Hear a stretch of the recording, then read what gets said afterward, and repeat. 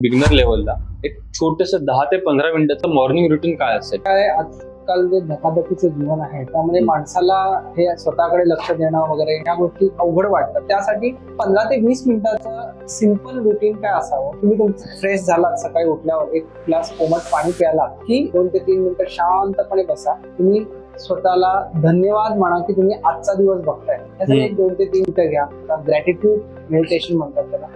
त्यानंतर एक 2 ते 3 मिनिटं थोडे बॉडी मुवमेंट म्हणजे शारीरिक हालचाली थोडक्यात सूक्ष्म व्यायाम म्हणता येईल त्याला. थोडंसं फॉरवर्ड बॅकवर्ड बेंडिंग, थोडं ट्विस्टिंग, ह्या गोष्टी करता येतील. त्यानंतर एक 4 ते 6 सूर्यनमस्कार करायचे. त्याला लागतात हार्डली 5 मिनिटापर्यंत.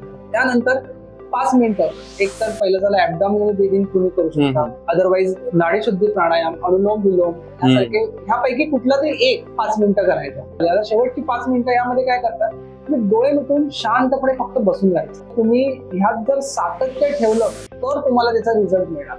ह्या गोष्टी खूप महत्वाच्या आहेत.